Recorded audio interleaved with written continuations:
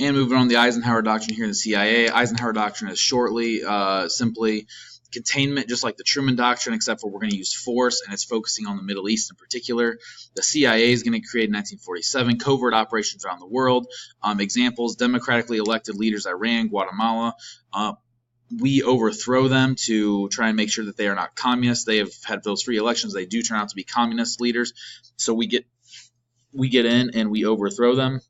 Is that right? Is that wrong? Well, it's a little bit questionable. It's kind of hypocritical for what the U.S. professes and believes. CIA also involved in assassination, coups, and election meddling throughout the rest of the 20th century.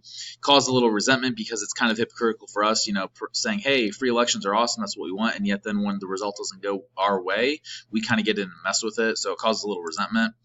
The space race is the race to space. The Soviets are going to get there first. Again, it's kind of that show of dominance between the Soviet Union and the U.S. Whoever gets there first is going to have an edge up in persuading countries that their ideas and beliefs are the way to go. Soviets get there with the first satellite up in the top right corner here with Sputnik. They will eventually beat us with a man to space, but we will get to the moon first. U.S. responds by pumping $1 billion into science and teaching to try and get their space program up to par. National Aeronautics and Space Administration, better known as NASA, is also there too. It's created.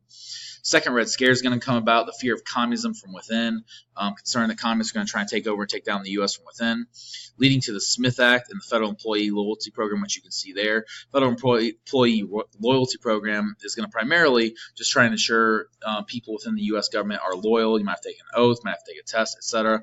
Are they constitutional actions? It's a little bit iffy on that.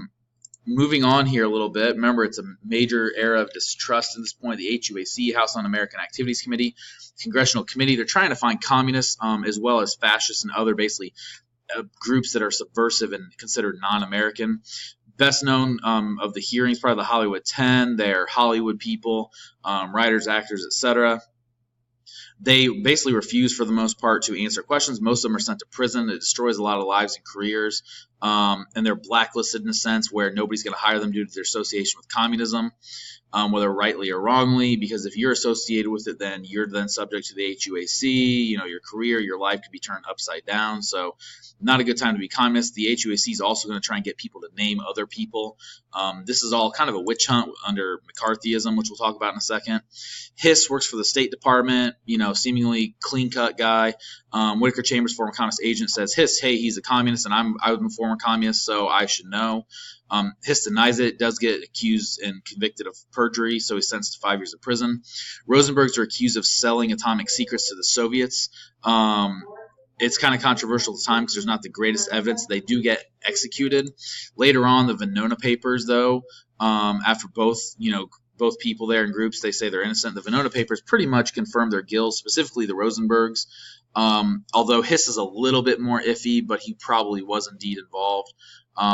So there are some actual domestic spies here, but all in all, with McCarthy here and the HUAC, it's going to be a bit of a witch hunt, which is the concept of McCarthyism here.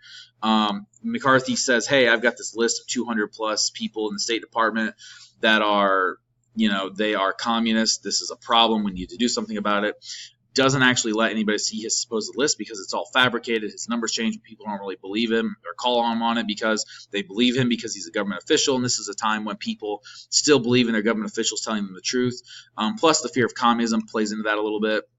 So McCarthyism is hand in hand with the HUAC. People get accused of communism, and so forth, and all sorts of stuff similar to that with little to no evidence. And it kind of ruins a lot of people's lives. Does it for 4 years until he takes on the army and basically accuses the army. And he asks somebody there, it's up on the stand. He says, are you now or have you ever been a member of the Communist Party? And they come back, have you no sense of decency, sir? Kind of like, are you serious, dude? This is the U.S. Army you're accusing here. So people kind of see him for what he is. He's paranoid. He's a bully. He's lying. End result, he gets censured, punished by the Senate officially for basically violating their code of conduct. Tactics are reckless. Accusations are pretty much all lies. Ends up dying a few years later.